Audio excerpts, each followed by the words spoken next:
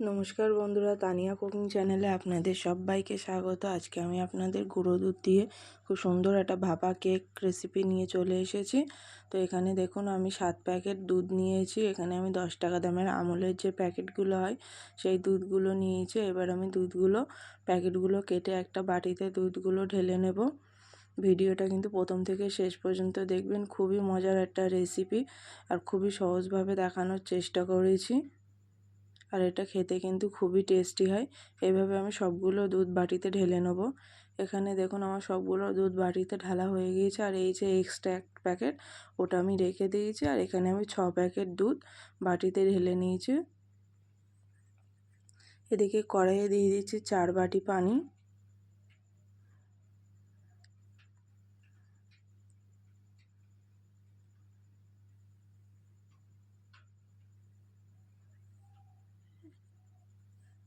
এখানে কড়াইয়ে 4 বাটি পানি দিয়ে দিলাম। পানিটা একটু হালকা গরম হওয়া পর্যন্ত অপেক্ষা করব।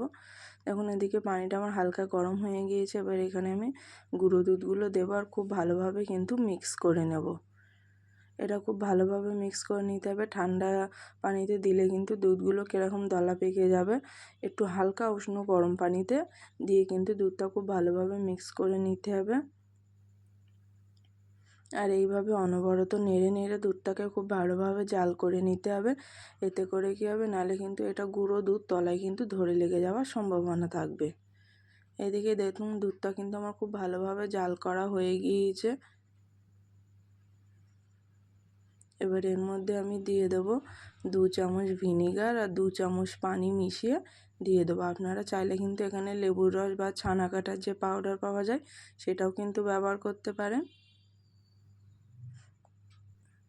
আমি কিন্তু এই পর্যায়ে চুলার আঁচটা একদম বন্ধ করে দিয়েছি। দেখুন আমার ছানাটা কাটা কিন্তু শুরু করে দিয়েছে। আর এই গরম অবস্থায় কিন্তু আমরা কিন্তু বেশিক্ষণ রাখবো না। এতে করে কী হবে, ছানাটা না খুব শক্ত হয়ে যাবে। ওই জন্য এরকম আলতো হাত চুলার গ্যাসটা অফ করেই কিন্তু ছানাটা কেটে নিতে হবে। এবার আমি একটা পাত্রে ঢেলে নিচ্ছি।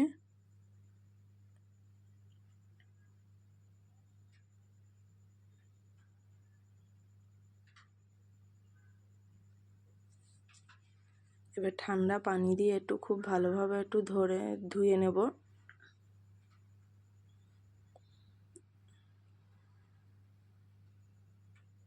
দেখুন এদিকে আমার খুব ভালোভাবে ধোয়া হয়ে গিয়েছে।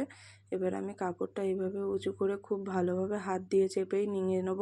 এটা কিন্তু পানি ঝরানোর জন্য রেখে দেওয়ার কোনো দরকার নেই। একটু খুব ভালোভাবে হাত দিয়ে চিপে চিপে কিন্তু পানিগুলো বের করে নিলেই কিন্তু হয়ে যাবে। দেখুন আমি হাত দিয়ে খুব ভালোভাবে পানি চিপে নিয়েছি। একটু অর্ধেক পানি থাকলেও কিন্তু এই রেসিপিটায় কোনো অসুবিধা হবে না। এবার আমি ছানাটা ঢেলে নিচ্ছি একটা প্লেটে।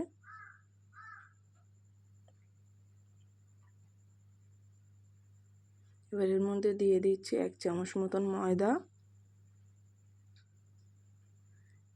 এখানে আমি 4 চামচ মতন চিনি গুঁড়ো করে নিয়েছি। আপনারা চাইলে কিন্তু গোটা চিনিও দিতে পারেন। গুঁড়ো করে দিলে কি হয়, খুব ভালোভাবে কিন্তু মিক্স হয়ে যায়। এবারে সবগুলো উপকরণ খুব ভালোভাবে মেখে নিতে হবে। যতক্ষণ না ছানাটা খুব একদম মসৃণ হয়ে আসছে ততক্ষণ পর্যন্ত খুব ভালোভাবে কিন্তু মেখে নিতে হবে। দেখুন এদিকে আমি মাখছি, আমার আরও কিছুক্ষণ মেখে নিতে হবে। এই পর্যায়ে আমি এর মধ্যে দিয়ে দিচ্ছি 10 টাকা দামের যে গুঁড়ো দুধের প্যাকেটটা রেখেছিলাম সেটা দিয়ে দিচ্ছি। দিয়ে আবারও খুব ভালোভাবে কিন্তু মেখে নেব।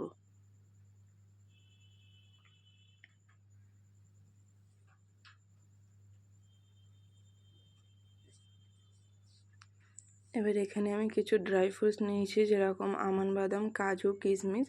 ওটা আমি এর মধ্যে দিয়ে আবারও খুব ভালোভাবে মেখে নেব।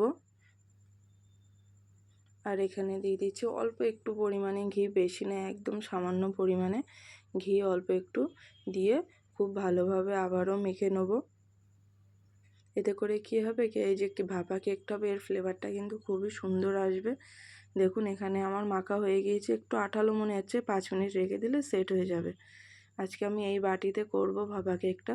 আপনারা চাইলে যত ছোট পাত্রে করবেন ততই কিন্তু কেকটা সুন্দর হবে, কারণ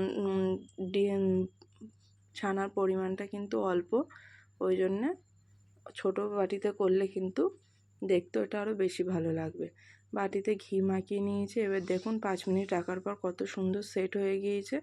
এবার আমি এইটা বাটিতে দিয়ে দেবো এই ডোটা।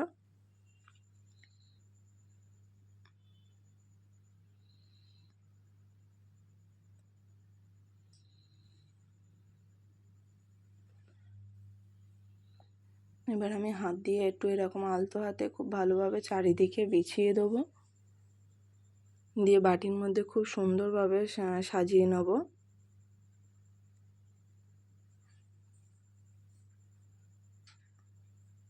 দেখুন এখানে কিন্তু আমার খুব সুন্দরভাবে আমি সেট করে নিয়েছি বাটির মধ্যে। এভাবে আপনারাও হাত দিয়ে কিন্তু খুব সুন্দরভাবে সেট করে নিতে পারেন। দেখুন আমার এখানে সেট করা হয়ে গিয়েছে। এদিকে একটা ডেচকিতে পানি বসিয়ে দিয়েছি, আর তার মধ্যে একটা স্ট্যান্ড দিয়ে দিয়েছি। দিয়ে বাটিটা বসিয়ে তার উপর দিয়ে একটা ছোট্ট একটা প্লেট চাপা দিয়ে কিন্তু ঢাকা দিয়ে আমি এটা 20 মিনিট মতন লো আঁচে জাল করে নেব। দেখুন 20 মিনিট পর ফিরে আসলাম। এবার আমি আপনাদের প্লেটটা তুলে দেখাচ্ছি। দেখুন কেকটা কিন্তু একটু ফুলেছে, আপনারা দেখেই হয়তো বুঝতে পারছেন। কত সুন্দরভাবে কিন্তু একদম রেডি হয়ে গিয়েছে। দেখুন হাতে কিন্তু কিছুই লেগে যাচ্ছে না। এবার আমরা কেকটা তুলে ঠান্ডা করতে দেবো। এদিকে দেখুন কেকটা কিন্তু ঠান্ডা হয়ে গিয়েছে। ঠান্ডা হওয়ার পর কিন্তু পাত্র থেকে কত সুন্দরভাবে ছেড়ে আসছে দেখুন। এবার আমি একটা ছুরি নিয়ে এরকম ধারগুলো একটু আলতো হাতে ছাড়িয়ে নেব।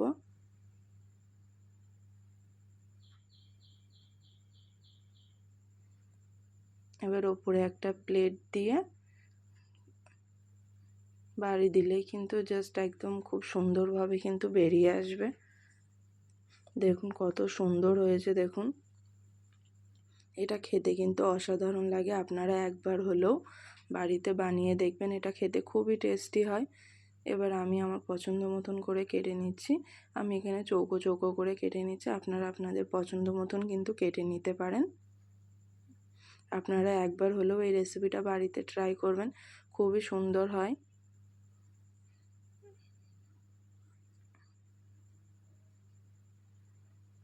দেখুন এখানে আমার সবগুলো কাটা হয়ে গিয়েছে, কত সুন্দর হয়েছে দেখুন। আপনারা অবশ্যই একবার গুঁড়ো দুধের এই রেসিপিটা বাড়িতে ট্রাই করবেন।